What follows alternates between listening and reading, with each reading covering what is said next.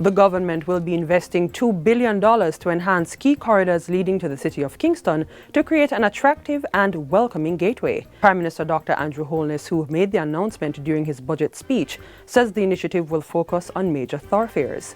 These include the airport road from Norman Manley International Airport to Mountain View, from the roundabout at the airport to Port Royal, as well as 6 miles to Dunrobin Avenue and 6 miles to Portia Simpson Miller Square through to downtown via Spanish Town Road. The project will begin with the pre-investment works, including design and planning, community consultations, and these upgrades will not only beautify Kingston's points of entry, but also enhance infrastructure, improve connectivity, and create a positive impression for visitors and residents alike.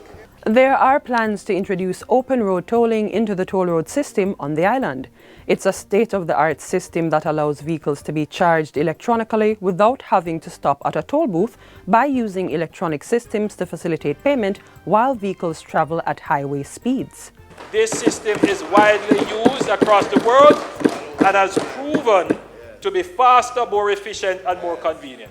The Prime Minister reveals that the Montego Bay Perimeter Road that's now under construction will serve as the pilot project for the initiative. Meanwhile, the Angels Toll Road in St. Catherine is to have 3 lanes added, with engineering designs for this far advanced.